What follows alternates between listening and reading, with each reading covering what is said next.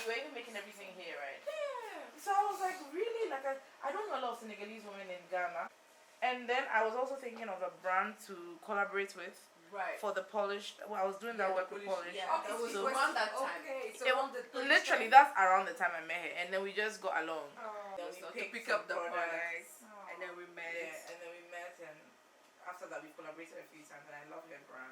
It As was far part as of- very small, because I feel like everyone was part of knows. the campaign. Yes, because that's how I get to Yeah. this. Right. Can you I like my contour and cheek. I feel very made up. Can we tone it down a little? What did you do? Nothing. I'm like, if everybody's complaining, oh, Ghanaian men and all whatever. But see how all of you, anyway, that's a story for another day. Actually, your question on yes, which Ghanaian food you can't go about. There's like, none. In fact, in my There's house, none. we don't even eat Ghanaian food. Like my husband, poor guy. No, your problem is special.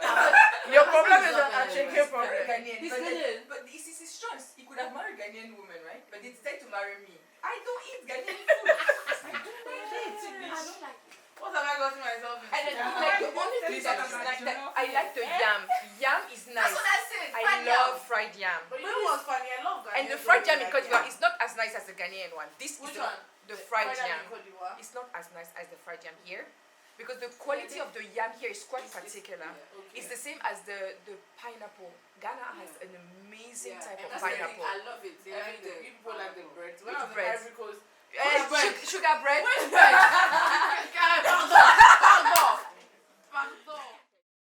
Vision with V is the goal-setting journal for ambitious African women, and I think that this is going to be our most Pan-African conversation yet.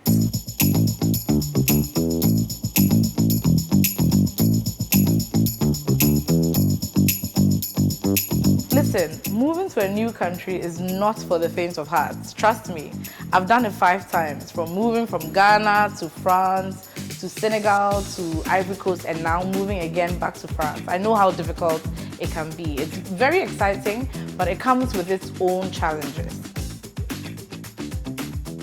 So today, I've invited 4 incredible African women to come and sit with me so we have a reflective conversation about their experience moving to Ghana. So we have Carelle Olympio, who is Ivorian French and is currently the Deputy CFO at Danone for Sub-Saharan Africa. She was the first Black woman in the M&A division in Standard Chartered London, and she moved to Ghana about 6 years ago.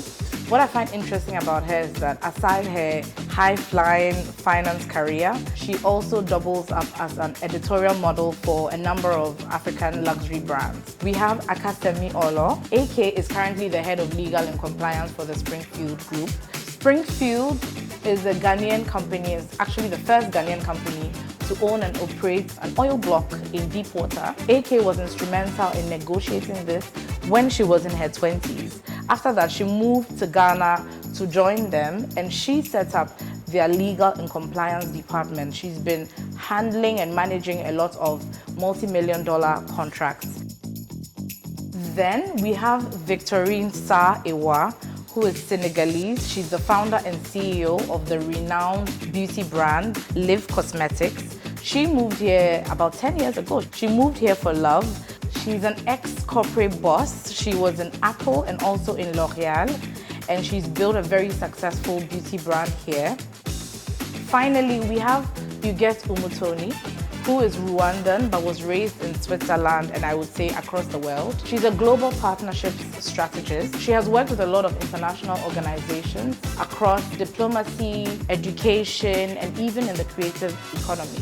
What I find very fascinating about Huguette is that she's only been in Ghana for about 2 years, but she's managed to build a really strong community. She's also good with storytelling. She uses this on her social media to highlight the good things about Africa, but recently she's also been using it to commemorate the genocide against the Tutsis in Rwanda, and I think that is something that is remarkable. Today we are at the Mixed Design Hub, which is interestingly also owned by an African woman who is originally from Guinea, Conakry. Her name is Binta Atta, and she moved here about 20 years ago and has set up some really impressive businesses.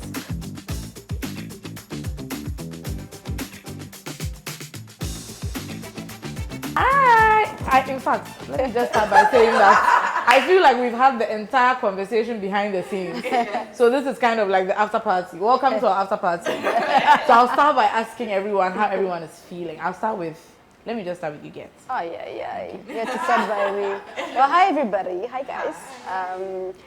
So I came this morning feeling like not the best self of myself. So my makeup artist was late. I couldn't find an outfit I wanted to wear. So I had options. So it's always good to have an option, guys. I haven't been feeling my best, to be honest. I've been having like imposter syndrome. Yes, been dealing with imposter syndrome. And also being tough on myself in a space where I'm like, I'm giving so much and then like... I'm reaping the reward. Yeah, it's not like I expect that. It's just like, what am I winning? I want to win. Okay. And so that space where you're like, okay, you know what? It's not recognition, it's not titles, it's not anything. I want to win. And I don't know what the win means and how it looks like. So I'm coming in a space where I'm completely vulnerable. So if I cry, embrace it. We'll give you tissue and we'll cry with absolutely. you. My eyes needs to be cleaned. So so that's how I'm feeling. No, thank you for sharing that. That's very, very deep. And I think maybe before we even go around, I just want to say that if you're here, like, congratulations, not because you've come to reflections, but because you've actually moved to another country. And that entire process of finding yourself, figuring out your identity, and just really unpacking your own feelings is valid. And I think that is one of the things that comes with going out of your comfort zone. So I'm proud of all of you. Thank you. Thank you. Proud of you. Yeah. AK, are you proud of yourself? Of course I am. So you're just like... Oh my God. Yes, I'm proud of all of you. So and so thank you very, very much for sharing that. Who else wants to share how they're feeling? I feel like you're looking at me. So hello everyone. How am I feeling? I'm feeling actually relaxed today. That's true. Like you always have to have a day off. I'm talking work, of course. Today is a good day, I think. I'm happy to be with you guys. That's the highlight of the day. Lately, I've been feeling well. I've been feeling like I'm trying as well, thinking about what Huguette was saying, trying to do something different for myself this year. And I think we talk about what I decided to do for myself this year. And you want to share a bit of that? Yes, of course. So you know how just you arrive at a stage of your life where you are reflecting and thinking, what are you going to leave, or what are you doing or achieving? And I know it's going to sounds a bit like money, but I'm a finance person, and I feel like I didn't get the chance to really invest the proper way or just thinking about the future. So I've decided this year to really invest in stock market. And I was telling the lady that for my birthday, I don't have the means yet to buy myself a Birkin, but I'm gonna buy myself a Hermes stock.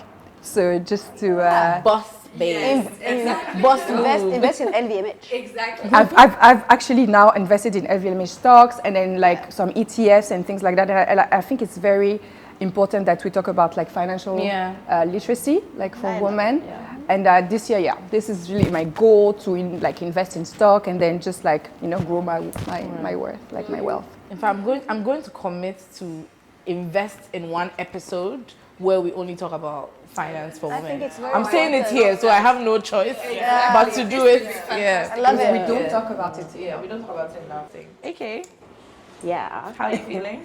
I'm feeling good, actually. Well, it's been a period of where, there are some periods where the family obligations come a bit more than the career. So for this year, I've been doing a lot of family obligations because my parents are older, so you have the issues and the challenges that come with that. So that has where my focus has been a lot, just ensuring the family is right, which we have to do as women and human beings. Work-wise, I'm good. Today, I'm actually calm and thankful and really happy to be here. As Carelle said, today it's a good time to always connect. I love to talk, actually. Don't talk so much, but I like a good yap session. So I'm happy to do some yapping. Give me a call. With some wine. Yeah, so that's good. Yes. Is that me? Yes. I'm super, super happy to be here in the presence of, powerhouses. This is what nourishes my soul. To be in like with women who are doing amazing things all around the world. And so thank you for having me. I've been looking forward to this. And so, I'm super happy to be here, looking fabulous with my Senegalese boo-boo design. You look fabulous. Maybe we should ask who everyone is wearing right now. They say, who are you wearing? Yeah. But before we move on, you should actually ask how you're doing. How am I doing? Yeah. I forgot about myself. Me, I think I've been very stressed. Yes. But to be honest, in the last year, that has been like my default. I know it's not good. I was asking ChatGPT recently if I'm doing too much. ChatGPT agrees that I'm doing too much. Like, I have a relationship with ChatGPT. Like, ChatGPT is my side boo. So, I think sometimes I feel like I'm doing too much because, combining corporate work, and I work with Carelle, so combining corporate work with doing, like, managing Vision with Z, which is, like, the business part, designing the new edition, which is also a lot of work, planning for reflections, and all the other little not so little things I do on the side, and then managing my home and my family and friendships, and it's like, it is a lot. And I think by the time this airs, I would have also moved to a new role. I am relocating again. Congratulations. To a new country, congrats. We are so proud of you. Thank you. You deserve it, like, Thank you so much. Like, I'm moving to France, Wow. which is like mixed emotions. Yeah. And we were talking about that earlier. It's mixed emotions because in the past I had a list of cities I could never move to, and Paris was at the top. Because I'm like, okay, vacation counts me in. Let's do Paris. There, But then, obviously for career growth, it's necessary for me to do it. So I'm moving to the global head office, and thank you so much. And I'm staying in Danone. Which, by the way, is very rare for me because I'm a hopper. Yeah. Like, I literally, like, hop from place to place. But, like, in my 30s, mid to late 30s, I think I'm just beginning to feel like I need a little more stability. Because when I just think of the fact that, I have to go elsewhere, figure out the culture, learn the who's who, build my credibility, it just seems like too much work. So, in this period, I kind of want to kind of leverage on the equity that I've already built, being in Danone for I think since 2019. Okay. And I don't know if you know this, but I actually left Danone for 1 year. And then, it didn't go so well. Somebody fired me publicly, and it's funny because when I was coming back to Danone, I actually thought it was a bad idea. Yeah. Because they say that you never go back to your ex, right? Absolutely. So I was like, does this make a lot of sense?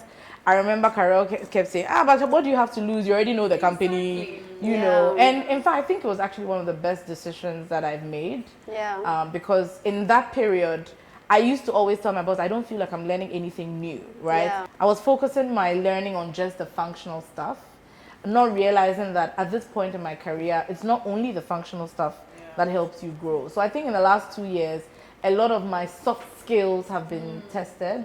I've had to be very patient. I've always been like known how to navigate the very complex matrix, but I think that I've gotten even better at it. And I think that I always like to give my current boss props. But it's true. I think that just the way he leads has kind of like mirrored to me what kinds of behaviors that can help me grow. And so I think the last 2 years have really helped me figure that out. So, I mean, generally I'm stressed because a lot is happening, relocation. I'm trying to understand the French tax system, and I'm like... So the language would be what? You'd be doing the work in French? No, in English, because I'm going to the global office, but obviously, you know, French people, I need to be very... You need to be politically correct, but you know, French people prefer if you at least make an effort to speak their language. And I've lived in France before, so it's a place I used to call home, so it's not completely new. Just that Paris is going to be quite new. Yeah. And so I'm kind of bracing myself for it. But I also think that, and we were talking about that earlier, there's still, I feel like there are more positives than negatives. Yeah, going back to a city that you knew, but in a different And it's a different age, different capacity. Different expectations. Yeah, so Money changes everything. Your experience will be different. Because when I was with a more student, I was using a magnifying glass to look at the money. So I think that now that would help a bit. But I mean, I think we've spoken too much about me. Let's come back to Earth. Let's come back to Ghana, right? Yeah. Before we even jump into the serious conversation, I want everyone to tell me. I was going to let us talk about food, but that didn't go very well when we were doing makeup. So it's okay. We won't talk about which food you don't like, because I don't want to be triggered again. It's okay. Okay, you don't like Ghanaian food. Okay, yeah, we understand. Ike does. I do like it. What do you like? I am a fan of wache. I like wache. My girl. Okay. Light soup is good. I'm not a fan of fufu, but light soup is good because it's like the pepper soup. But I love that the broth is richer because of the tomatoes. Okay. And all. So light soup, and then there's a bunubuna. I think I like. Oh. As well. So I'm sorry, where are you from? I'm from Nigeria. Oh, of course, I know. Yeah. Person the way. Okay, so there's Senegal, there's Rwandan, Swiss. Rwanda, okay. And then should I add a French? No, please. Okay. Betraying half of your people. Okay. Ivorian and then Nigeria, right? So I think that we picked I should have known. And Ghana. The way you know. Half Ghanaian, half Nigerian. Okay. My husband is Nigerian. So Okay, but you're Ghanaian. I have to say that because I have the to say camera that. half Ghanaian. So that's to cut it out. Okay. Okay, so I mean, tell me, what are some of the little Ghanaian things that maybe we will not notice because we're Ghanaian, but that you, how would I put it? Just like little Ghanaian things that come to your mind, like little things that we do here that for us we may not notice that, but it's maybe unusual or it's interesting. Nobody will come to your house unannounced. That's a good thing, right? Yeah, which is, I'm not used to that. Senegal. It's the opposite. People just show up. Yes, people, even my in-laws, they call me. I find it so fascinating. That no one will come to your house No unannounced. one will come unannounced. In Senegal, it's every time, all the day, all the time. Just show up. They just show up. And you have to give them food. There's no way you're coming to my house. I'm getting That's out true. without giving you food. Do you understand? So it's a lot of pressure. That's true because they really value privacy or and family unit. So even if I was where I live, it's a compound, like a block of apartments. Right. And of course, no, but each of the children from my in-laws have their apartments. Right. And yes, we're at some point my sister-in-law living there with in her apartment, of course, and us in our apartment. And no, nobody comes unannounced. And she lives just like around the corner. Yes, there's really like a big respect about privacy and then how you actually, go about that. Like that. Because when I was growing up, family members could just show up. Oh, really? And I remember there was even a time when we were younger that someone came to the gate. Luckily, the gate was quite far from the house. And when we went, they said, is mommy in? And my mom said to say that she's not there. And we said, yeah, mommy said mommy's there, but she said she's not there. And that was it was a bit dramatic. But I mean, I don't think it's always been like that. I think that with modernity as well, and how the family structures have changed, houses are relatively it's like nuclear now. That has but I think it's a good thing. I honestly think it's a good thing. Yeah, so the family I came to meet here to make my own family, they have like a policy of Sunday lunches where everybody can come. So apparently in the past they used to have like these people coming in and out. Right. But I have related a lot to Ghana because, and I think it's that thing of trust. People it's very cliquish as a society. We're here, right? Oh, absolutely. Oh, yeah, and I come agree. from a society which is very cliquish as well. Yeah. So if you don't know who you are, so I think it has to do with the political atmosphere at the time as well that came about around that. But it's very surprising to have nobody just opening the door and be like, we're here. Yeah. Or family saying so it's interesting to see that. For me, one of the things that surprises me about Ghana is the love of white. Oh, The level of what? Of People white, the clothes. white clothes, White the clothes. eggs, the planning, Oh, I get black what you and mean. white. So the way we wear white for like events. Yeah, that's how you know. Like that's how you know you're in Ghanaian society because you're like Christmas. I need a white dress. Easter, Easter, I need a white dress. Like an engagement, It's not the white same. dress. Yeah. Sunday lunch, We don't have themes. graduation. Yeah. Like we don't have themes in You know Rwanda. what's interesting? This is not something that Ghanaians will notice. We're so used to it that it's almost like a logical. Yeah. So I remember thing. I showed up at a Christmas party. Everybody was in white. Everybody was no, it was like a birthday party, and then I showed up in because by then I had learned that Christmas was white, Yeah. and New Year's definitely white. They told me that one, but then this White. and then this one was a birthday, so I wasn't thinking white, and I showed up in color. Everybody Was was that like, an older person? not really that much older, and then everybody was like, well, you should know that it's white for the birthday. I'm like, how would I know this? I love it. But, it's but since so that I fascinating. default, I would ask, or if I didn't ask, I default to white. So Yeah. my friend have told me that you need to have like in your cupboard white, black yeah. and white, Yeah. red and white, whatever. and Something I'm white. like, Those are white. and I was like, I love white, thank God. Because I have tendencies of going towards white, but I'm like, having a lot to of think white. about it. It's But this. that even helps you because then you know that even if you have two white outfits, you would use them a lot. Yeah, 2 is not enough, man. You use them a lot. But to right. plan ahead around like you have like the black and white in your cupboard, or even like having that traditional cloth as Yeah. well. It's something I never thought about. I was like, I love African designs, But it's not that I don't deep. want to be limited in wearing color. And you But know, it's interesting. you were saying something about the clickiness. And like I said, a lot of Ghanaians don't even notice this. Even for me, moving away and coming back, it felt like I moved to a new country. It took a while. Yeah, it took a while for me to kind of resettle because the thing about moving away is that in as much as your friends where you're from love you, it's like people move on. It's just a fact. So even your own family, it got to a point I will call my family and they'll say, oh, we're on our way to a wedding. And I'm like, whose wedding? And they'll say, oh, this cousin. I'm like, how did... Nobody told me. They're like, oh, but you live away. I'm like, yeah, but tell me and let me decide I can come. So I think that when you move to a new place, people just move on, right? That's true. And for people who are not Ghanaian, they don't even realize that when you move to this society, it can be difficult to settle in, right? And I'll give you an example. When I lived in Senegal, there was not a single holiday I spent alone. And I mean, I even mean Muslim holidays, Muslim holidays, Christian, people will beg me. Oh, that's People will fight over you. I don't know, it's true. People will literally say, oh, Eve, you are coming to my house. I And love I'll be like, oh, I already have an invitation. They're like, no, you can go to theirs for the next one. They are literally fighting over you. And it doesn't matter. It could even be your security man. Yeah, that's who would say, everyone will invite you. Nigerians are like that. Yeah, There's they're no very welcoming. pretentiousness. Like Yeah. it's come to my house. Yeah, Exactly.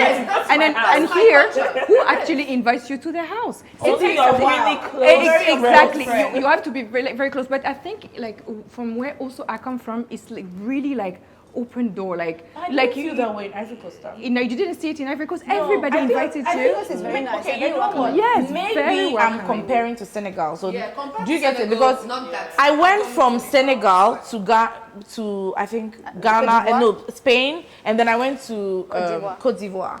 So it was a very big shift because in Senegal, like I'm telling you, some of my closest friends now, they're from Senegal, and it's just because they kind of adopted Some of me. my closest friends as well are from Senegal. I stayed there longer as She well. was Senegalese the first But time. in Ivory Coast, the thing is that people will invite you eventually. Most of the time when they invite you is to, sorry, I was about to think in French, but AK will not approve. Is to invite you outside of home first. Like you may do In Ghana, right? No, it's in Ivory Coast to eat at Cheke or go have dinner somewhere. I think in Ghana. And then over time, they may invite you. For a Ghanaian To get you. Oh yes, and this is what I like. I I think think it's to their different. home, that means you are really It's close. Yes. And you accept it. You are- Level of yeah, trust. There's a level Yes. of trust and But then I'm surprised, like you think that about Ivory Coast. Of course, this is your. Yeah, like, I mean, I what love you- Ivory Coast, but it's of just course. something But I this is noticed. your experience, so of course it's valid. But then I think the difference for me here is that. Exactly to what you said, you have to be very close to the person to go to the person to invite. You can even ask like, oh, we should go to yours, and the person will be like, oh, let's go to a yeah, maybe restaurant. next time, which is fine. Like, and I also Which is one of the accept Happened this. to me, I go to the person's house. This is my neighbor. had never entered the inside of the house. So I'm always at the door. And you're like, This is my neighbor. You know my house, yeah. you know my interior, Yeah. but you don't allow me in your house. We are neighbor like this. But yeah, it's one of the things I really tried to change when I moved here. Really, the first thing I did, I'd organize a party. You know, to kind of understand, okay, you know, because, you know, you create the intimacy and to getting to know people feel when you are comfortable. in a space. To mingle, Yeah, just like exchange. exactly. And also, like, it's actually nice when you host. Exactly. It is that extraness that, you know, when I'm welcoming me to my fold, Yeah. you know, and then you have tendencies of opening up when you do that. So that's maybe one of the questions that may come up later to create a community. But the idea for me, I realized that it's true. Like, people do not invite you in their homes, and they're like, "Why are you inviting us?" Honestly, I wish I could explain why, but I'll figure it out. I don't But know. I know why. what- But I'm not gonna go into that. Why we don't have nice. Maybe somebody will tell us in the Our comments. interior decor is not nice. So No, but it also feeds into the cliquish Yeah. thing, right? Yeah. Like Okay. you mentioned. The cliquish thing, the Ghanaian society is very, it's a smaller society and they tend to have known each other from long ago. Okay. So it's a society that is schools built everyone on, goes it's to. built on trust and it In takes long time to get to know someone and to trust. So it takes time for the society to open up to you. So they kind of like to have to verify, vouch, vet. Someone has to know you. So they feel like if they bring you and they haven't vetted you properly. and something But happens. do you know why? Yeah. So I try to inquire around that. For example, if I take the example of Rwanda, it's because all of that came later because of the genocide against the Tutsi. So people their neighbors killed you. You know, or you know, somebody reported you. Yeah. So this you have to Okay, kind of that be also careful. affects into So it, I yeah. think Ghana also started in the time that makes of sense. one of your presidents Yeah. who were Right. kind of vetting the society, Society, like yeah. how wealthy are you? So you know, You have so to shield yourself. yeah, It so makes sense, that but makes not sense. 100%. Yes. but let me come. There's no war. Look Hang at on, the let me Ivans. They are land. the happiest people Yeah. ever. Let me land. So the fact that, you know, people were reporting each other in their homes. So and then it becomes, if I know you for a long time, you're my person. Yeah. My parents, you know, that's why it becomes easier. You go to the same school as me. Yeah. You said they Again, were don't get me wrong, reporting. I'm not from here, so I'm trying to pick up of what I have heard. So please be mindful and be kind to me. No, what I was thinking, like, I don't know which president it was, It but was Rollins. Rawlings. He's not There here, you so we go. can say it. No, it was Rawlings, and the fact that, you know, depending of your wealth, and also sometimes your neighbors will report to you, so you didn't know who to trust to allow anybody in your home. We might have like wars in Cote d'Ivoire and all of that, but it's not the conflict becomes intimate somehow when somebody comes into your home and reports you. You know. So again, that's how I thought about it, because then it'd be like, okay, you know, I'm gonna put my kids in the same school, and then the kids can trust one another, and then the parents know each other, they can rely on one another. You meet in the spaces which is neutral, but also around education. So I think that's why. You probably Yeah. fit into That it makes a because- lot of sense, because I remember there was a senior hotel executive who was recently, we were having this debate and he explained the same thing, that even in terms of how Ghanaians are very laid back, it's because in those days there were like a lot of industries, people were growing, people were like aggressive, but when a lot of people lost their wealth, people became more like hush hush. Yeah, We're don't not, show. excuse me, we're not like Nigerians or Ivorians when it comes to even how opulent we are. Like, you know, in Ghana, Very if you even do discreet. something opulent, people are like tone it down, like, you know, why are you being all over the place? So I guess it's just like a part of our I wanted culture. to say something. Yeah, it's something that probably that was the reason then, but everybody just carried in. Even that reason is no longer there. Okay. So maybe you were growing up and your mom was like, "Don't invite anybody into this house," knowing that she's trying to protect everybody. And then you grow up too, and you're like, "Okay, I don't have to invite anybody into this house until." But you don't know why you're doing it, but it's probably It just a- becomes that's a part that's of the my culture. that's I think Right. where it comes from, because you have to create a trust. It's like you know, you are blinded, like if you're like, you know, if you're open-minded and be like, oh, you're coming, because people are eating your food, they're bringing energy in your house. But you know, when you're a traveler, you don't have a choice sometimes. And it doesn't make it easy for us coming in, outsiders coming in. Which is even what I'm coming to. Like, again, I'm trying not to talk too much about my experience so that it doesn't bias you. But what has been some of the most difficult things you've had to deal with moving to Ghana? Just, you know, fitting in. Although fitting in, like I'm doing quote unquote, right? Because I've lived in different countries. So Ghana is not the first country I moved in. Where else have you lived in? France? France, the US, UK, Yeah. And so when I came here, thinking that it's West Africa, I thought it was going to be just like Senegal. But the shock of my life, the shock of my life, I've never expected. I always joke around with my husband telling him, you're the only Ghanaian who actually likes me. Oh, I like you. You know? And so because like I'm too much. Wherever I go. Really? Like You have too much people who are not the right people. Yeah. So with time, like I'm finding my people now, right? But then at the beginning, the first 2 years was hell. Oh. Hell. Why did you move? Like, Because of my husband. Oh. We got Because of married. love. Love brought me here, you know. And so the deal was we met, and then we do the weddings in Senegal, everything like from engagement to civil wedding to church wedding. But then, okay, I'm an entrepreneur, so I can work from anywhere. So, and he's a lawyer, he cannot practice the kind of law in Senegal. So it makes sense for me to come here. The reason I'm asking is because, of course, like the stories are similar, right? I've lived in different countries as well, and I came here for love as well. Love is blind. I very. And now our eyes are open. And also because I think it was the best fit for raising the kids and everything in a place where I think the trauma was less for me because I grew up in Côte d'Ivoire and I had to leave because of the political situation and crisis that we have. So when I arrived to Ghana, for me it was like the safe place, you know?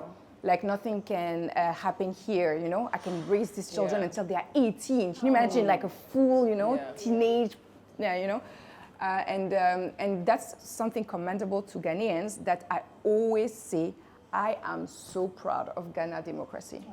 Like for me, it's what I think is like the most powerful thing that I came to discover here, because stability, like being able to build is very important, especially at the age we are in. Like you mean build as in like not just like a builder, like you mean like your life, you know, like in a stable way. Even if of course you can travel, go and then do whatever you're supposed to do, but it's something for me that was very important as well. And this feeling that you were talking about, the fact that you are the only one that really likes me, I would say that for me, and I have like an amazing family in law.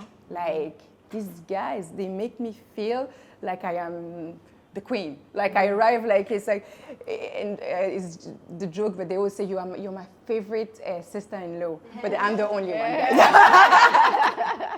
So this also make me feel like you are home, and we are very similar. People will tell us, my name is Carelle. Like, for example, my son is Carla, so sometimes they call me Carla. I mean, the whole thing. And then just in the similarities, I find serendipity, like as if it was meant to be, as well as to what you were saying. So I feel very much as home because, thanks to them. And then after that, I find my community, my people. I mean, I'm very intentional about being, I don't want to say kinder, but I'm intentional about being kind to African women who move here. I think it's also because of the experiences that I have lived. So a couple of years ago, I had a Cameroonian friend who was here. My brother, I think when I was moving back, my brother introduced her to me and he was like, oh, you guys will really get along. And when I moved back, I used to call her my Sunday friend. I would literally spend almost all my Sundays with her because I knew that on Sundays she would be alone. And that's how we got close. Now she lives in Nigeria, and we are still like Sunday. Sorry? Is it a Cyril? No, her name is Sarah. I don't think you know her. She moved, Okay. So sweet of you. So Because Sundays get and you know, she used to that even friends are bribe like me on the days that I'm like, oh, today, like I want to rest. She's like, she would just mention she can really cook. And I'll be like, okay, I'll see you in 15 minutes, you know. But I feel like that really helped our relationship grow. So and it also helped her feel like she had settled in here, because I've struggled in some of the places I've moved to. And some people, like especially in Senegal, oh my God, my Senegalese, I call them my families, because their moms used to treat me like family. And so like I was never alone. Most of the time I had people to be with. So I think Sundays get lonely in Ghana. So, well, I used to live family, alone. My family just came earlier this year. But before that, I remember Sundays are the days where you would feel like, okay, yes, I actually live alone. But I moved here for work, unlike these lover girls. I moved here for work, and I've been here since 2016. And almost 10 years. That's a long time. That's a long time. Yeah. And so good thing for coming for work is that you have that, like, let's say, we speak, we like to say It's a we're bit safe, family, yeah, like so a it's a family. bit safe. So Yeah. you have the family friendships. But then some Sundays you see people would go and do their own thing, and then you have to now realize navigate that. So Yeah. it was, I think I've made friends. I had my work community. I've made friends. I had a bit of hiccups getting used to maybe parts of the culture. Okay. Yeah. Different upbringing, so you have to also navigate that when it comes to like close friendships. Right. So a bit of hiccups, but then I've eventually found my community. people.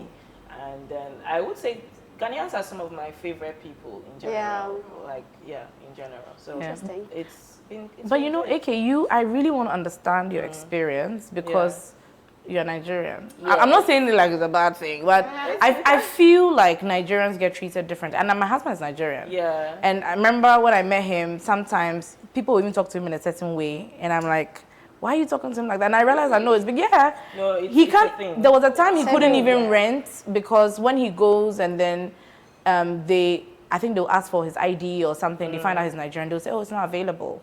So, and the thing is that my husband, even though he's very like happy-go-lucky, he's also like typically Nigerian, like very bold, like you can't talk to me. He's not afraid of police. I'm always begging that, hey, police. Like, and he's like, hey, why? You know, that's just like, he's very like, he's not afraid of things. Yeah. But the funny thing is that when people treat him badly because he's Nigerian, he doesn't even win. It's like, he's so used to it that it's like, oh yeah, it's one of those things. Yeah, So I wanted to check how your experience has been.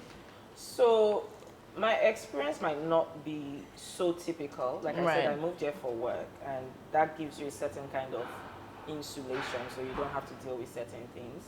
And then obviously because you work in a company that's international in nature, people tend to be a bit more exposed. Yeah. So you don't have to deal with that. But on a day-to-day basis, if I come in contact with that, I take it that the person doesn't understand. Okay. You have not made Nigerian friends. Okay. You're just stereotyping. yeah. So that's why I wouldn't take it as A slight or something. Yes, I think I can only remember one incident where the person is like, "Oh, you Nigerians, and you come in here and Take over. Yeah. And what did you tell them? Yeah. Well, I answered back. Like, what do you mean by that? And you'd answer back. But I know that most Ghanaians have that idea. Oh, Nigerians are aggressive. Nigerians are loud. Nigerians are... That they would say whatever they want to say. And as Nigerians, to be honest, we don't really care. Exactly. To be Yeah, honest, you we just don't really care. It is what living it your is. life. My personality is my Doesn't stop you personality. from doing Yeah. it, And of course. in Nigeria, I would be seen as a quiet person. But Yeah. in Ghana, nobody would describe me as quiet.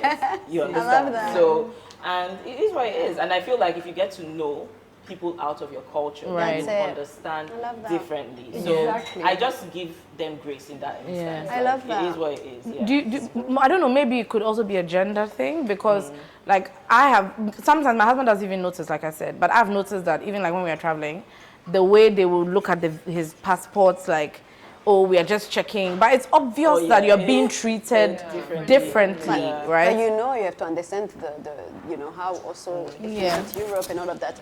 I am gonna be the first person to say, like, I didn't know Nigerians, and I was afraid when I was in the UK. When I was in the UK, because there was a stereotype of Nigeria, and then you guys are the most educated, fascinating. Yeah. Fashion, I'm wearing like Driven, Obida. yes, Right now I'm wearing Obida. I love the fashion. So yeah, it's again, it's really, you have to go beyond the culture. Right. You have to be kind. You have to meet people where you are. So like, for example, me, I moved here. I chose Ghana to move. Yeah. I wanted to have a change, and at the time, work-wise, it made sense for me to be in Ghana. I created the opportunity for myself, to be honest. And I was like, you know what, I'm gonna come for 6 months and see if I like the people, if I like the space. At that time, I haven't lived. So was it a bet, or was it like it's intentional? You look at the map and you said Ghana.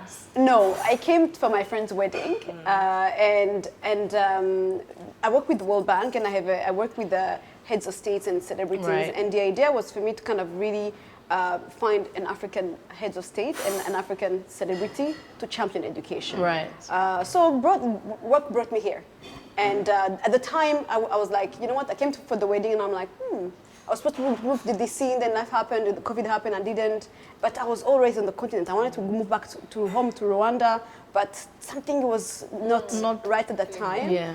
And I'm like, I want to be not far from Rwanda, but I want to work on the continent. I want to work with Cote d'Ivoire. I want to work with Nigeria. I want to work with east to west, or west to east rather. And I'm like, Ghana is the perfect corner. Yeah, direct flights everywhere. Exactly, yeah. And then so I came for the wedding, and I'm like, oh, I actually do know a few people. So I came back again for work, and I'm like, let me organize a party and see if I know people. And then maybe, in that case, I could be able to move here. So I organized a party. I wanted to make it 10 people, and it ended up being 50 people. My God. But it was so well organized, and I sent the invitation. I asked people, guys, I want it to be a champagne night. It worked out. I have my power of negotiation and conviction. It worked out.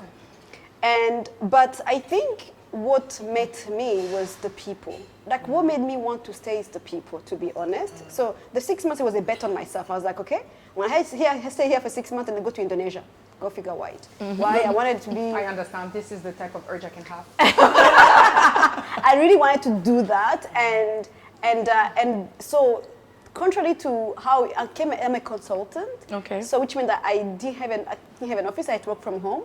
I found a home I liked. I was like, this is where I'm gonna live. Signed it way before I could move. And it's a bet on myself, to be honest. I was like, you know what, I wanna start over. I wanna really give myself a chance to meet, from scratch. Different. Yeah, I wanted something different. Right. And when I came, the first weekend, I was like, I didn't know where to buy water. And I was like, what the heck did I do?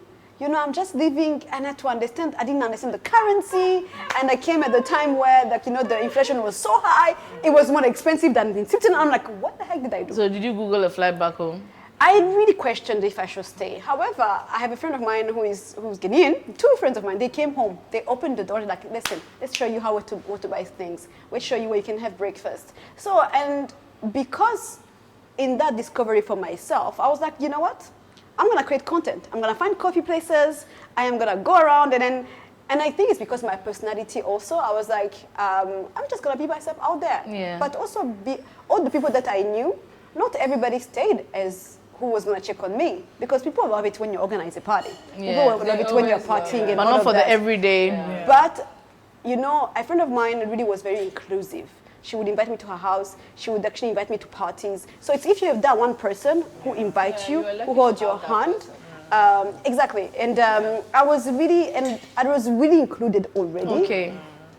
So And, you think yeah. that helps, right? If there's someone in a country that kind of It's not just the first days, It's like it's consistently. it takes time, Yeah. It takes time to settle. It takes time, but also I travel quite a lot. People forget you. You said it already. People move on. So if somebody Calls you calls you like, hey, you're around, let's do dinner.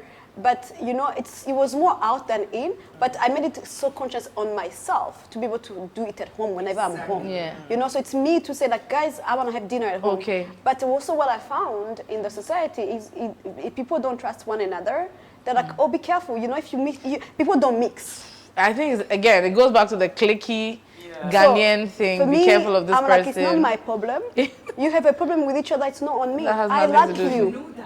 Yeah. This is, Now I'm feeling bad. I feel like I'm trying to defend my people. No, but this is something I didn't even know. That we don't mix people. I was like, I'm so But why naive. don't you mix people? I do mix it's people. so naive in this sense. That's why we are all a bunch of us here. Other people because I'm so naive on this because I was like, why? with me and then who entered the other people? Why do you like her? Yeah, no, but I think we need to do better about that. I'm defending my Ghanaian people. But again, I think it goes back to everything we said about some of the inherited cultural behaviors where it's like, be careful of this person. And I think we're an overly cautious society. We don't take a lot of risk. And again, if I become a little technical, even in cultural understanding. Further. It's Dun, beyond dun. the people in food, in travel.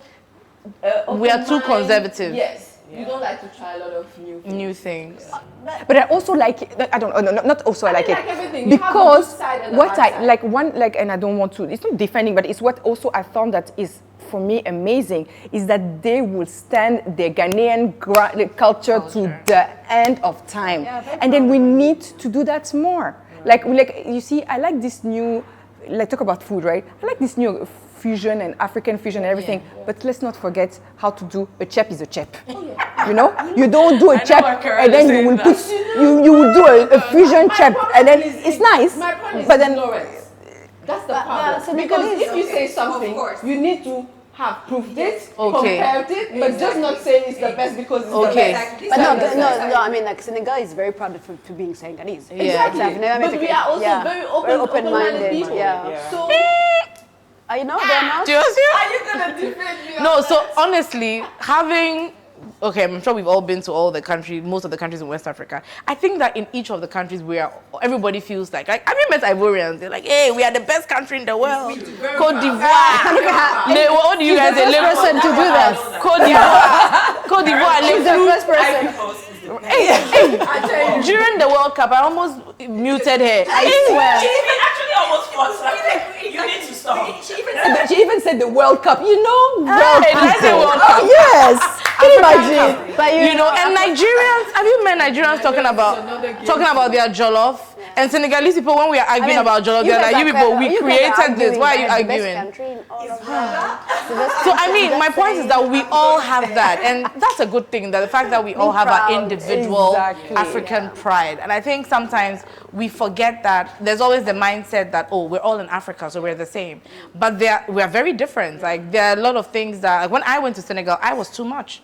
I struggled a lot with work in the first couple of. I would say even like the first year and a half, because sometimes I say something and everyone is offended, and I don't know why are they offended. Like because I say something very direct, or I walk into a store and I say, why can I have this, and they're all like, you know, because they want you to say, oh, bonjour, how's the family, how are the children? Like, they want me to have the entire, and I'm like, they call it masla. Yeah, like no time for that. Like, can we go to the point?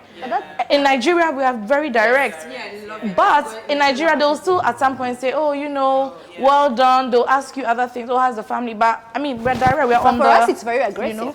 Like, if you are too direct like that, you have to understand. And I think I had to learn that in Ghana. You know, in Nigeria, we talk, and then we talk loudly, I guess. And then we also take jabs. Like, we are funny people, right? So we can always, but I realize that in Ghana, they don't be very... it's not something we know. Even me, my husband and I fought about this. Like, this is like our biggest fight. Because half the time I'm offended. He's like, how are you offended? Like, and then I even get more offended because I'm like, can't you see? He's like, I'm just playing with you. Or even sometimes the way you respond to things, it's almost poetic by insulting. Like, I don't know. Poetic but insulting. Okay, I'm thinking of an example. If I say, for example, he hates when I ask indirect questions. Like, if you ask him, oh, do you want to empty the bin? He said, no, I don't want to empty the bin. And what I meant is go and empty the bin. Like, but he's like, so say that. I'm like, no. Then he's like, why? Like, you know, it's so interesting he's because, like, be direct. In my culture, you go here. You want to say this? You go like this. Come Yeah. and say this. That's how we are. That's how you fit it to That's how we are. Well, it's so frustrating. Also because I have that European kind of way. I'm like, tell me what you want. You know, and they think like, West Africa fits well for me because I'm very outspoken. But I'm also have that culture where I'm like, I adapt to her because Ghana it works for me because we're the same people. Yeah, but you know, like I said, the funny thing is that Ghana is also very conservative. Senegal so it's a spectrum. Senegal is like more... Senegal is conservative, It's more conservative. Yes. That's why Senegal is made Why? for How sense. did you I know? went for a baby naming. It's a baby naming. Yeah, baby naming, At what time does it happen? Very early. Like 7 a.m., right? Yeah. Yep. I saw them like swigging the... This? And I'm like, 7 a.m.? Oh, wow, you guys. Why, it's too early, right? I think so. It's Some people do it before we're talking about daybreak. time. This drives me crazy. No, they were drinking. They were drinking like alcohol at 7. No, but for the naming ceremony, it's almost symbolic. Yeah. But it was symbolic, so... She said it's symbolic. She's not even shocked. Oh, it's not much. She said she's not shocked. I was so It's shocked. symbolic, yeah. Guys, it's like 7 a.m., 7:30, and they're like drinking, and they're opening food, different things. There's food, and they really... At 7 a.m. At 7 a.m. Yeah, because then, I mean, I'm sure we need another... I'm not surprised. To be honest, I'm Ivorian, so like we shouldn't talk about if you start about alcohol and what time you drink. Ghanaians are not drinking. We're not heavy drinkers, no. Which Which one? We're not very heavy drinkers. But you know what shocks me? Compared to Congo. But we're not heavy Yeah, drinkers. East Africa they drink a lot. But Nigerians, you drink like heavier East Africa spirits. drinkers, yeah. Do you? East Africa, Kenyans. East Africans are here. East Africans. Oh, I didn't know that. Okay, so we've spoken a lot about the things that we're not working, the food you don't like, how Ghanaians are this and that. But what have you loved? Oh, yeah. First of all, we make a bold choice. We chose Ghanaian men, and I think for this, you should clap for us. Do you know what's interesting? Before we even go to what you've loved, I was saying that a lot of people are saying that, you know, they are no good Ghanaian men, and so that's why the women are marrying outside. So when I see the fact that half of this semicircle is, yes, like, I don't know whether we should, I mean, what would you say is an advantage? Of us say that, like Ivorian would say, oh, Ivorian men are not good. Nigerian women say Nigerian men are not good. And then... So I think all of us, like, we have this thing about, like, oh, our men's and everything. So in the end, it's just about, like, you just, who you meet when and where. Okay, mention one trait that you love about your Ghanaian husband that, like, kind of convinced you. Just one. Don't talk plenty. Just one. Detail-oriented. My husband, I'll change 9 years who is he. I'll tell him I love avocado. Tomorrow I'll have avocado. Hey. Like, he's that attentive. It's very attentive. So, different from the kind of comments I'm hearing about Ghanaian men. Okay. So that is like, our whole life is about detail. Detail. For me, But are you comparing to Senegalese men? No jobs are Senegalese just men, like but... men in general. Men are not detailed. Like when it comes Okay. So to he's comments. it's the special one. He Okay. makes special. It's not because he's Ghanaian, I guess. It's because it's him. I don't think it's because he's Ghanaian. Okay. It's because he is special. What about you? No, for me, it will definitely be peace. Like, you can never be around Bonito and then not understand even what I say. Like, it's the man that will definitely be your safest place in the world. You don't think, you don't, like, you can do, like, you see, you just enter the place with him, and then all your worries will be like He takes care of finished. people. Like, I mean, I don't even know. Is it even if Aura. it's just like he has an aura. Like the first even day and first thing, and then people was like, "Oh, I'm exaggerating," but guys, the first day I saw Bonito, he was just sitting in a desk in the open space, and I said, "I'm going to marry this guy." And then it was a joke at the time. Okay, it was a joke, and then it's like, and then this is how it started because he has this aura. Have you like even his voice, the way he speaks, is so just. He needs to watch this episode. No, like it's pissing me off sometimes as well. Please. don't they all? I feel like I'm a woman. He makes me feel like a woman. You know, somebody who, because we're all alpha women, like we're all like independent, Feminine, running around and da. But he brings out my femininity, and I feel like all my problems are going to be solved. And for somebody who is he cooks incredibly well, you know, and he loves hosting, and I needed somebody who loves people, Right. so I can feel loved because the way, and he loves my friends. Right. He really goes out of with the way. So when I have, like, he's my person solver. He's my person. You Right. know? So when I came here, I didn't think I was gonna come and find love. And I think that honestly, when I think about how I chose Ghana, I felt like I was coming to him. Oh, Yeah. okay, you people are deep. I brought you here to come and talk about career. Yeah, you are doing. Oh my God. Okay. Give us a brief. Okay. Sample the. Oh yeah. So that one. Yeah. So maybe the laid. Okay, well, I don't know if I'm summarizing it well. Maybe the. No, I don't think it's only about the laid back energy. I think you just need to find a Ghanaian man that loves you. It's about timing. That's it's the about timing. It's about timing as well. Your They are experience. very calm. They are Yes. calmer than the other Yeah. people. And in the way, because of the way the Ghanaian society is, the way they talk is oftentimes nicer, Comforting. softer, Yeah. more comforting, Comforting, yeah. kinder. Kinda. In He's general. Yeah, kind. Yeah. Kinder in general. And Maybe patience. maybe Honestly, not as yeah. you know, Nigerian men just love to, Yeah, but what I loved about him is his mother. You know, Oh. it's very important. Like, you know, I said, if I don't keep you, I'll keep your mom.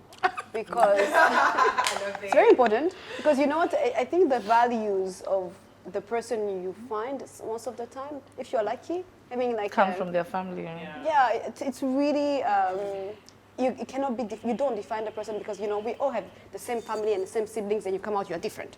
Yeah. You know. But I really got lucky in terms of like his mother, and you know having a being larger than life. Also, I think that's it. Like finding a friend. I didn't want to date him. Yeah. At the beginning, I refused because I wanted somebody who is a friend to me. And he gave me one of my best friends. It's like he gave me friends who really became my people. Yeah. And it says a lot about the person, your values. So I think it's a timing thing because I'm sure there are people who had experiences with him who are not the same as right. mine. So I give grace a lot in when you meet somebody to know them from where you are in your moment. Yeah. At the moment, it's the same thing as how I meet friends. You know, somebody might tell you, hey, be careful, but it's your experience. You really connect, So one of the things I said, like, dude, I want friends. Right now, I need somebody who's going to tell me the truth. And that patience of, he quoted me. And I remember the flowers. You used to get the flowers? Every Friday. Sends the flowers. Yeah. It's important, ladies. That's one little thing. You got to be in your feminine energy. Yeah. Absolute. I feel like I will never ask this love question on any other episode again because if not, we just end up going. Sorry. No, it's okay. But I think I really enjoyed the, saying, like, having this conversation. But like just in terms of work, right? Yeah. I think we're talking about the things that you liked. So you said people are more calm, your partners are very supportive, and like just generally, what are some of the other things that you like? I like that it's a calmer society. Right. Before I moved here, I used to work in Lagos. So as you know, Lagos is a very hectic city. It's a city that never sleeps. So I went to law school in Lagos, so it literally never sleeps. Yeah. And coming to Ghana, everybody was like, oh my God, are you not going to be bored? And I wasn't. I was like, I like this. I like the fact that people take their time. I like the fact that people are kind and polite and they're not abrasive or aggressive. I like the fact that I can go through a whole day without being annoyed or shouted at by somebody.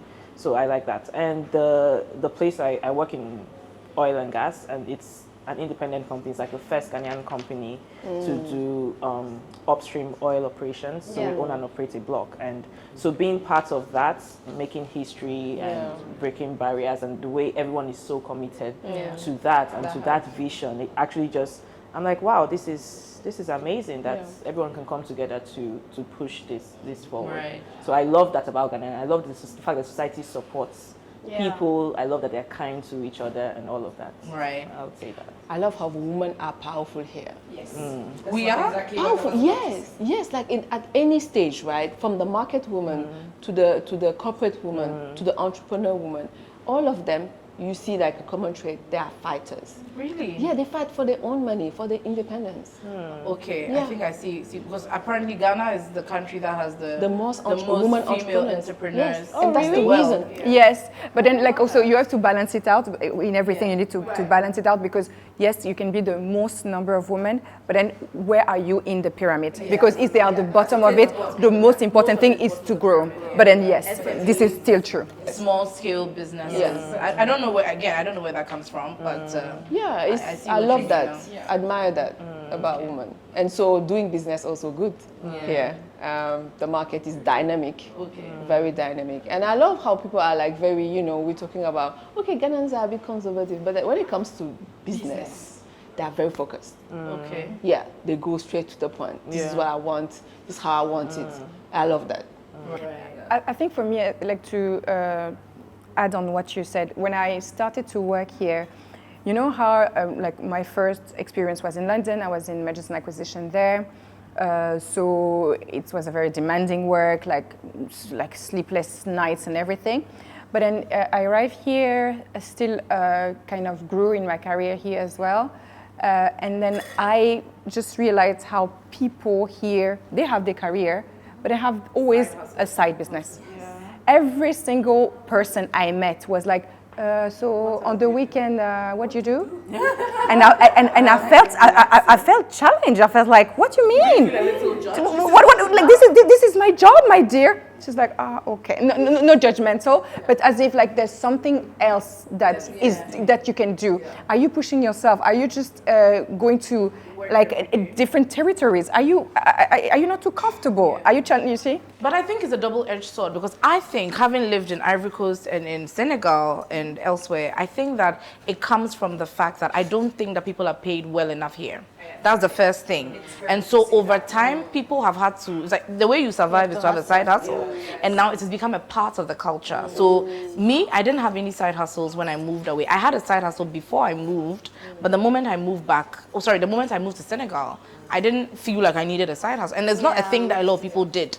But the moment I came back, everyone is asking me, so what are you doing? Independence, or you think also you are right? Senegal is it's very rare. You find a few people who are in the creative space, but most of them are not even really doing it at the same time as corporate. Maybe if they get very senior in their corporate career and they start planning for retirement, they will start going into other things. But it's not a thing where here, everyone has something. Also, entrepreneurship now is just like... I think there's that, but I also think that it comes from the fact that you have to do a side hustle to be for the average Ghanaian to be able to survive, because our salaries, I think that's something that has to be changed. And I say this a lot, like in most of the podcasts, I don't think people get paid well enough. I blame all these HR consultants when the multinationals come. They say, oh, just give them some 2,000 cedis, they'll be fine. But it's not realistic, and that's also why there's a lot of corruption. But that's a separate this country is extremely expensive. Yeah, very expensive. So that's the thing. How can someone work in corporate with the salaries that we know and the kind of lifestyle? And this is where you're saying, like, you have a moment where you were wanted to book a flight back. This was the devaluation time. I was like, I'm out. Because let's not make everything about money, but then how would you survive when you have this type of devaluation that's make everything like it's so expensive? And then again, we are not the people to complain. Like that's not the point, right? But then still, you know, for the average Ghanaian, like the devaluation was the time where I was really questioning. But I love what you've done with your fashion. I want to see more of that, by the way. But I mean, because it's like two sides of like, okay, finance boss. You should see Carelle when she's working. You people don't know. She's a completely different human being. Oh, really? When she's working, when she's in a meeting and she's talking numbers, trust me, completely different person. And then you see the other side of her, which is like the fashion girly, African brands, luxury brands, like completely different. So do you feel like sometimes you have to switch off either side to really feel like yourself? Naturally, I'm a bubbly person, but people at work, you're right, don't know. Like I can come like a bit just like direct and then focused, and then people will be like, do you talk about work only? I was like, yeah, have you done what? Are you on your deadline?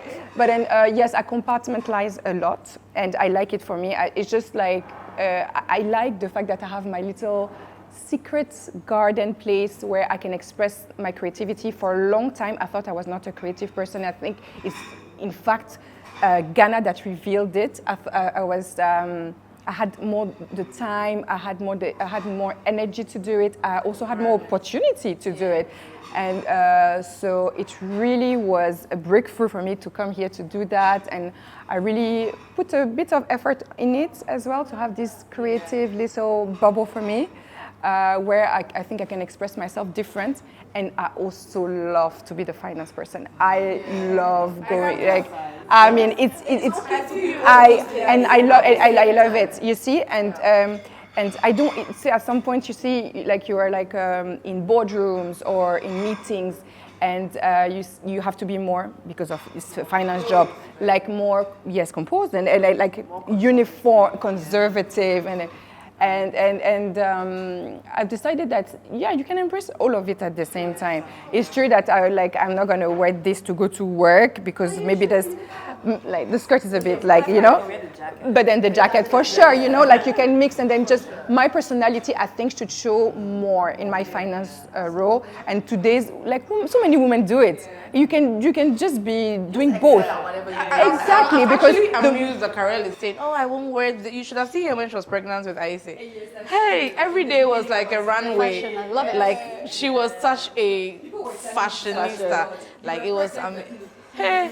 No, she was such a fashionista. I really loved it, right? But you, I mean, we've had a number of chats about your business, right?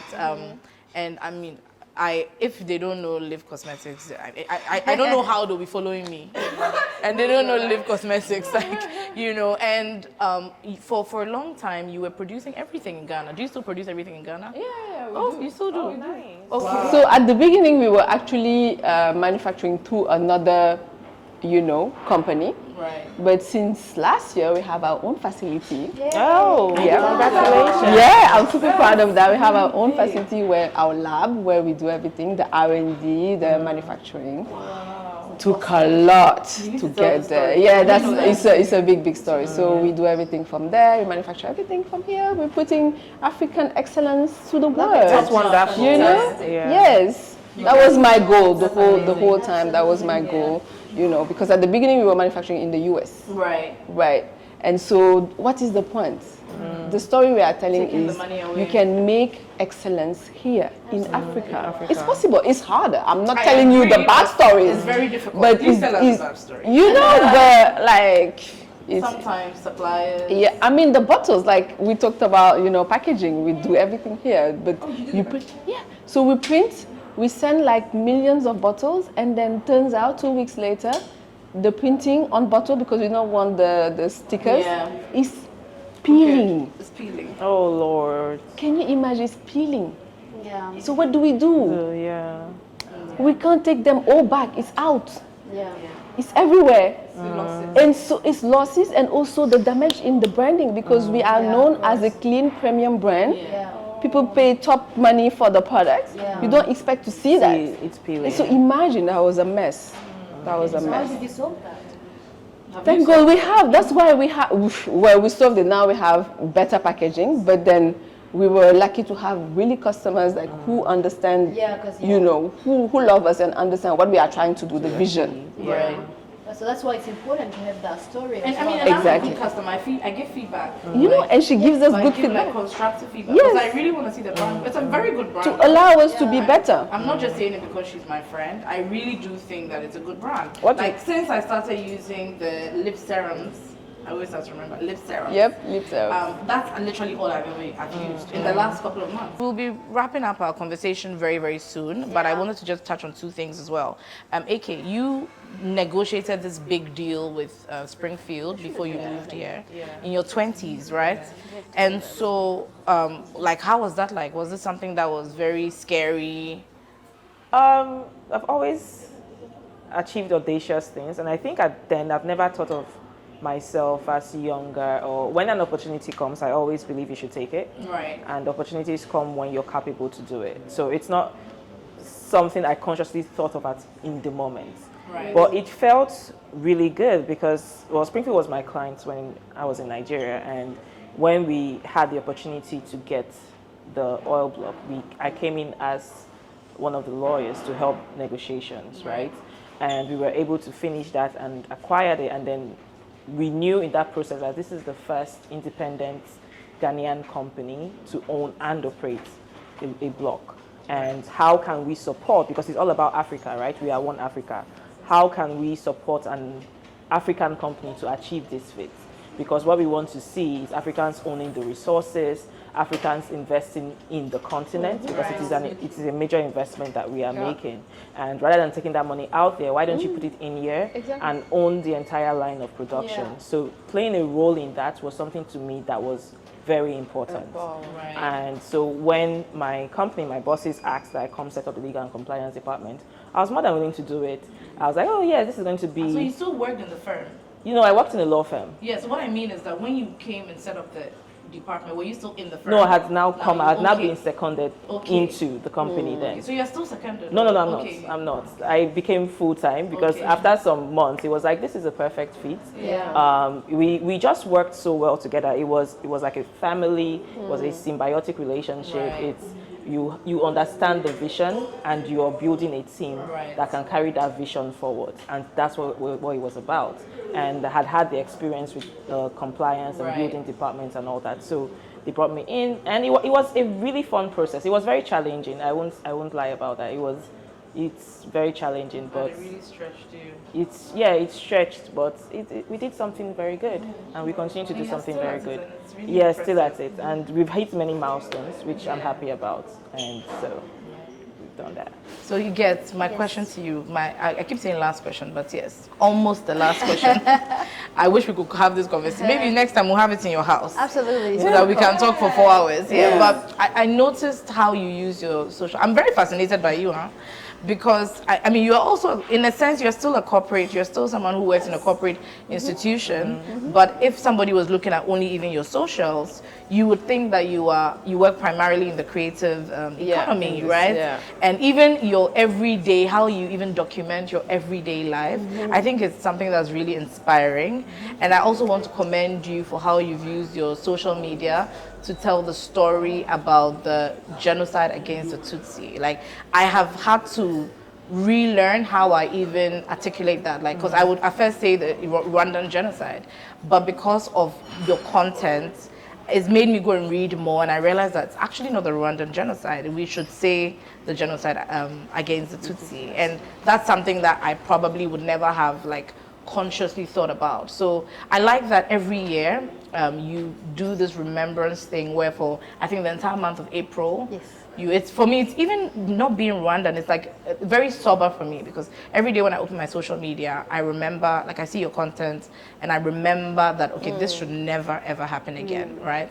And so I forgot my question because I was getting emotional, but the point was that I think that you're doing very well with your storytelling, and I don't want to ask how do you manage, because I know that you're able to multitask, but where do you think this is going to go in terms of what you're doing with the storytelling and, you know, the work you're doing in the creative economy?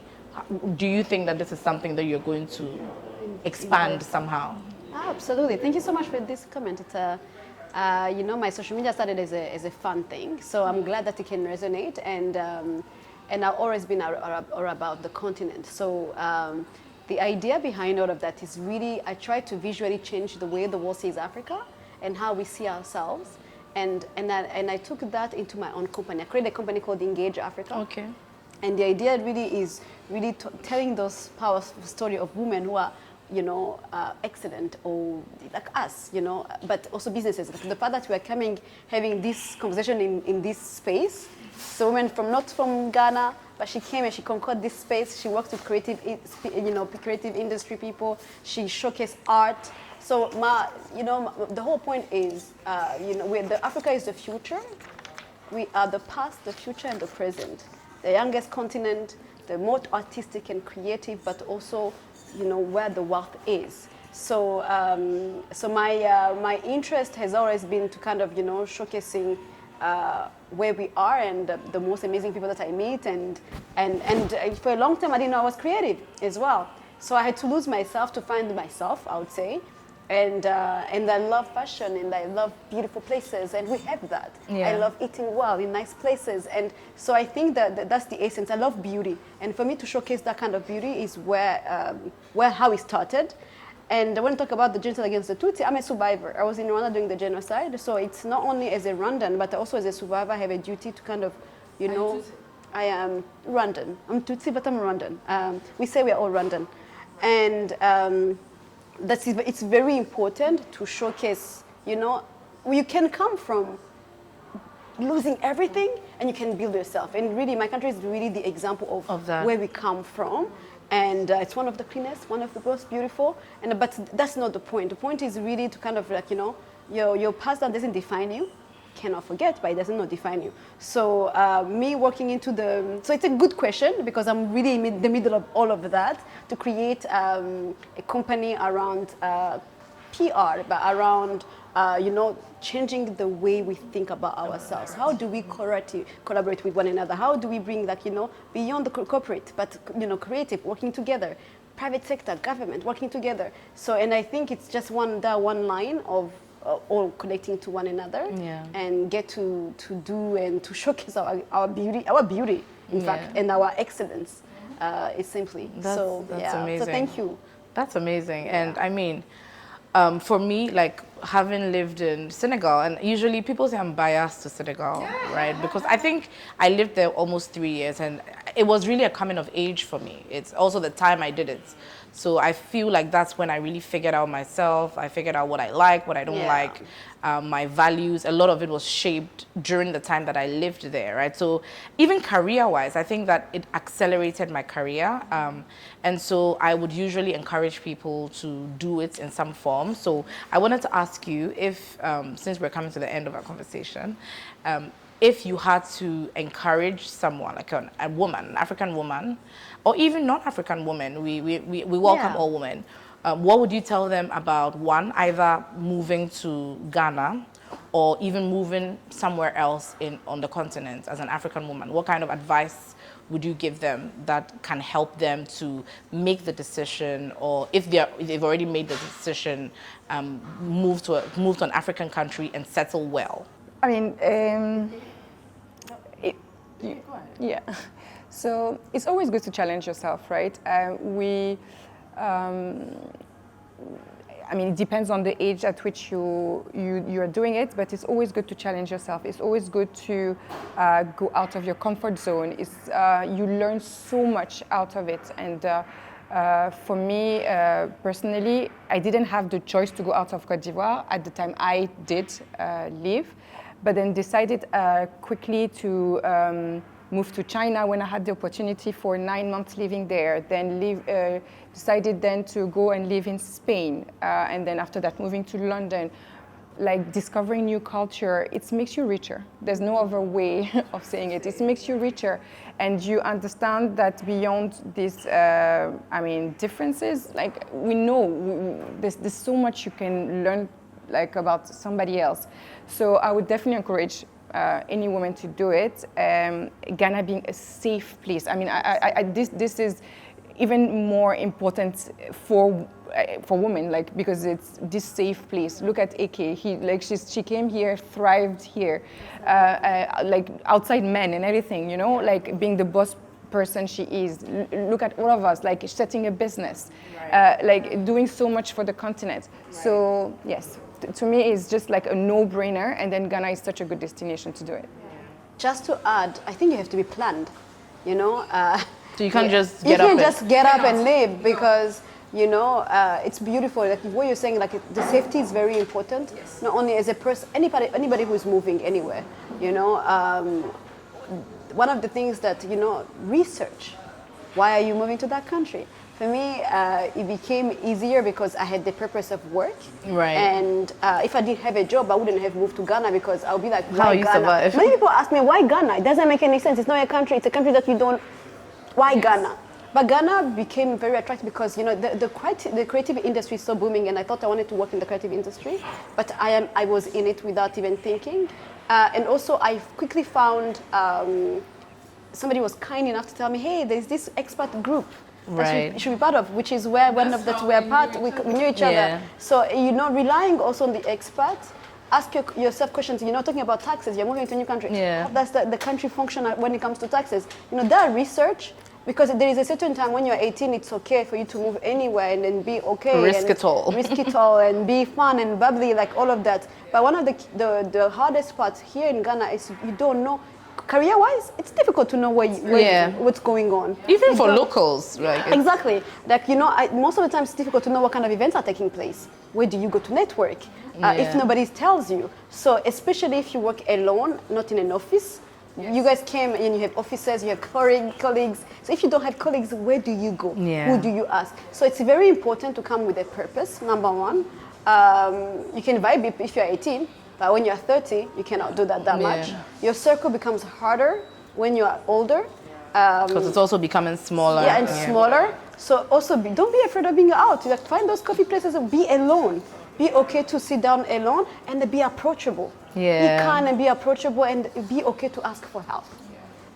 So I think asking for help is very important. I came in the meeting like, guys, I don't know how I'm feeling, but it was okay for me to call one of you and be like, I'm not feeling like this, and being comfortable to be you. Yeah. You talked about being authentic, and also accept having feedback. Somebody will be like, hey, be careful this.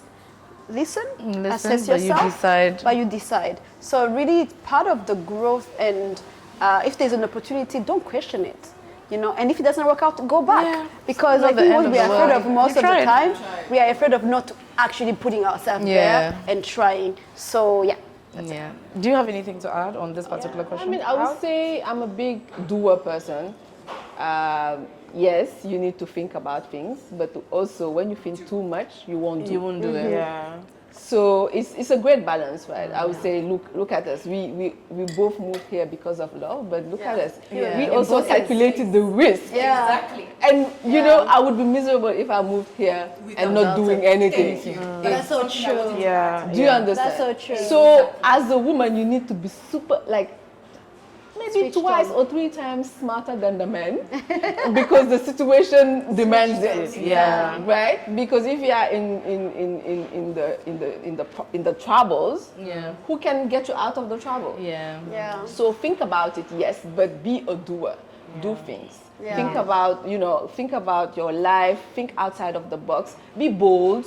Yes. You know, and just do things. We only have one life. Why That's do you so true. have Don't to? be afraid. Yeah, it's Yeah. just one life. We are not cats. It's funny, recently before she wraps this question up, my board chair told me something that has stuck in my head.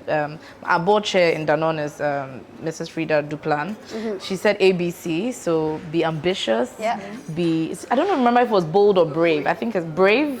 And be, I think, courageous. Yeah. And now when I'm shaking, I just kind of give myself that pep talk. It's very simple. Be ambitious, be brave, and just be courageous. But what's hard you know? is, sorry, before she moves on, like what's hard is actually putting yourself out there and finding a community who's gonna allow you to actually even be dreaming out loud. Yeah. So it's great to be a doer, but you know how do you balance? how do you go out?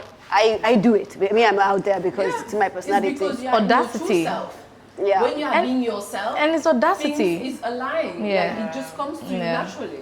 Because for me, like, I think what I've learned in the last few years that has helped me is that I do things very afraid, like, I or love very that. anxious. You know, when I came this morning, I was telling her that each time I'm shooting reflections, there are like 10 things that will go wrong.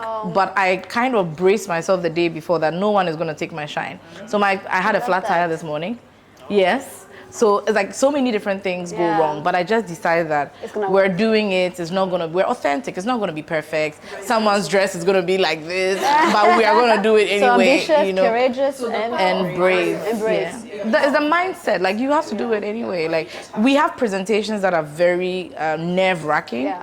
I'm sure Carelle has to do them even more often than I do, and presenting all these numbers, especially when the numbers are not nice, right? But she does it, like, and we do it afraid. So I think for Yeah. me that's also another thing. I think AK wanted to say Yes, something please. to wrap up Yeah, this question. just in general, being open-minded and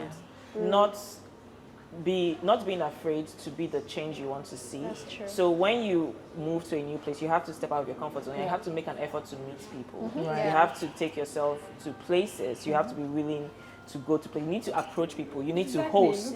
You need to, you need to send the first message. You don't have to wait for the messages to come to you. Yeah. And for you to really enjoy a place, I also believe you need to be willing to go out to places on your own. Yeah. So you don't have that cocoon of, I need to always have to have something. Me, I'm a pro at that. Like, and even though I live here, I go to.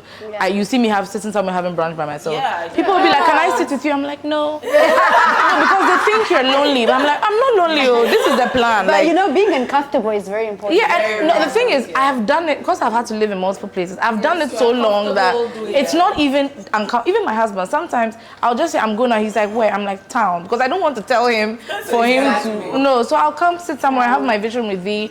I will journal. I will play with my phone. I'll eat my food. You know what I mean? So I'm like very, very last question. So what I want you to do is just think about it for a second, and I want you to finish the sentence. So since I moved. I've learned that and then you finish it. So since I've moved, I've learned that I can. I can do anything. I can. Yeah. Since I moved, I know I can eat Ghanaian food. That's such a lie. That's such a lie. Yes. I know I struggle with Ghanaian food, but yeah. Well, since I moved, I think I'm capable of adapting to any situation. Okay. Since I moved, I know that I can drive. In an African city. That's hilarious. Did you But it's a tricky one. It's a tricky one. Why? Because we all move all the time, and we're all moving and adapting and changing and all of that. So I guess particularly for Ghana, you know, it's quite modern. So it's a city which is modern. So you meet people who are international. Yeah. You know, you see people who are like-minded. Yeah. I think I guess the food. I don't know how to eat the what is it called? The gluey. Fufu? The swallow. We are not Okra soup. Okay. I'm still. It's too slimy for you. But seriously, since I've moved To Ghana. To To be Ghana. precise. Yeah, it's true. I've moved to different countries. Since I moved to Ghana, I know I can, you know, my business, I can deal with anything because love that. I think that Ghana has showed me pepper. Like no other country because we operate in 6 different countries. But Ghana has showed me the most pepper. Interesting. But you need pepper in the soup. But like the pepper is a lot. And so I know that right now, like I'm not, of course, I'm very bold. I was not afraid of anything, but I know that right now there's nothing that can be in front of me and stop me. Because I've had so many crazy stories here. I agree. Like I think since I moved as well, it's like I have been accelerated in my career. Yeah. That's great.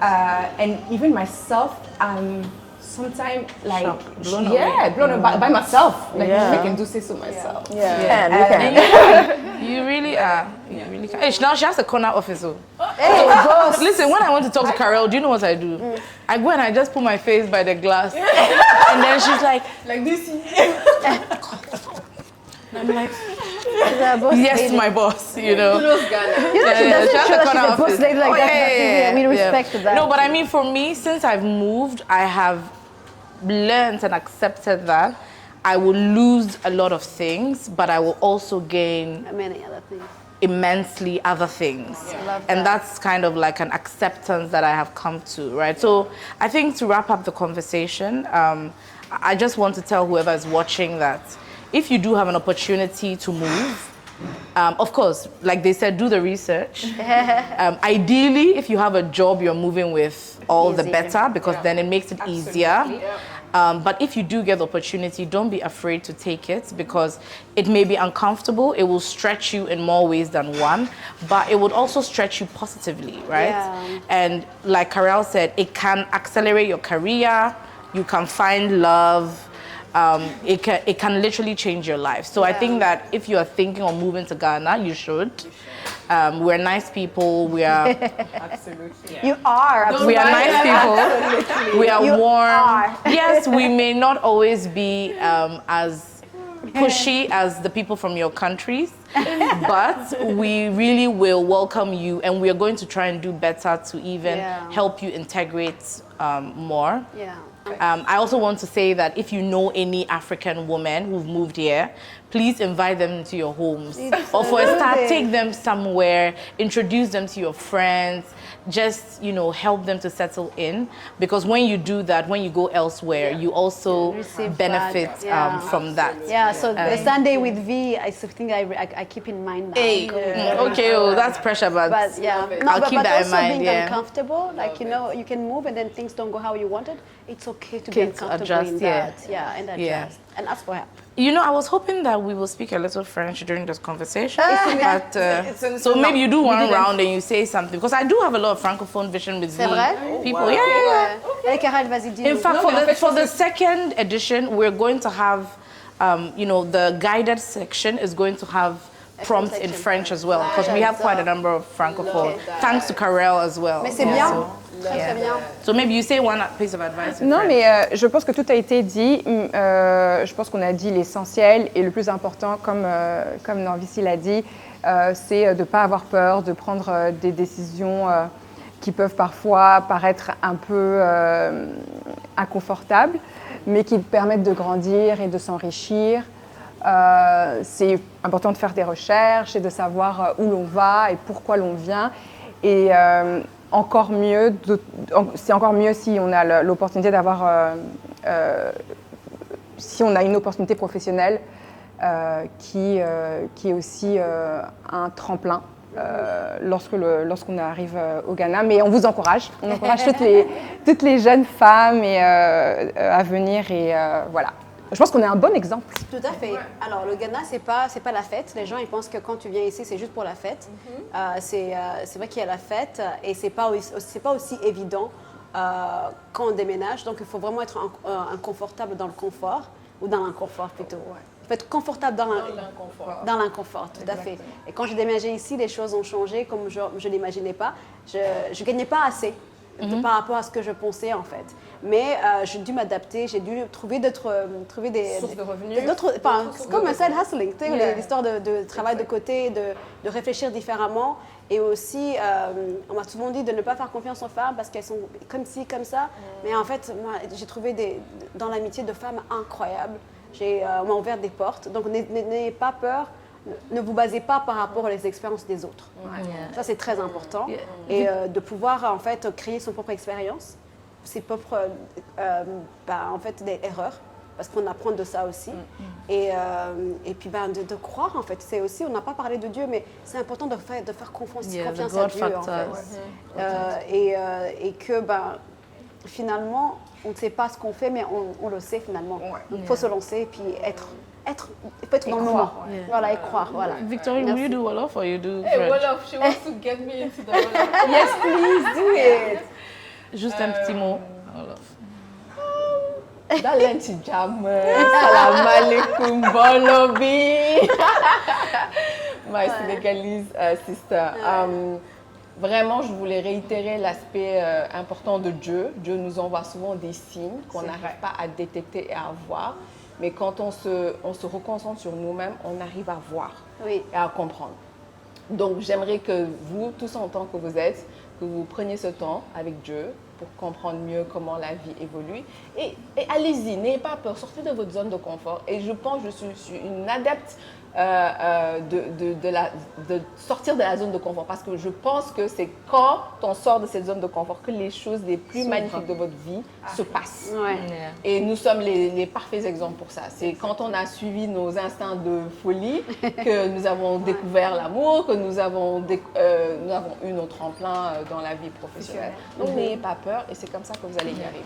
All they have said is that there's a lot of opportunity and don't forget the God factor. Do you have anything to add? No. The person I'm actually worried about is Adute, how he will help me translate all of this. No, but I think this was an awesome conversation. And I think that at some point we will probably do a part 2 in someone's home. Absolutely. So thank you so much for coming. This was amazing. And a special thank you to the Mixed Design Hub as well for hosting us. Thank you very much, Binta. It's because of women like you who came here 20 years ago and built such amazing, sustainable, beautiful businesses that some of us can even dare to dream. So thank you very much.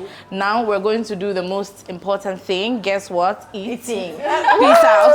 Okay.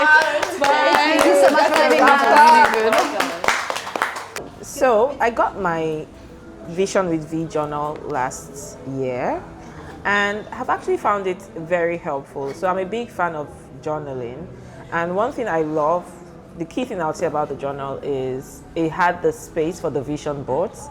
And so at the start of the year I was able to do my vision boarding inside the journal, and just after that writing out my goals and using the prompts to write out what I'm feeling or what my plans are. So it's something that has been important in this journey for goal setting and achievements. And so I definitely recommend it highly, definitely. I think similarly also for me, I was somebody that was journaling a lot when I was younger, and then life happened. Life happened and I clearly forgot about it and something was missing. And in the recent years, I think growing older and then understanding that you need to shape your vision more accurately. A journal like this helps you to put words into what sometimes vague ideas are. It forces you to put things in a more structured way, and it helps you to be accountable for what you are doing as well. So for me, it has been really a new way of ending my day. And then reflecting and encouraging me to do even more based on what I actually want to achieve. So I would definitely recommend it as well.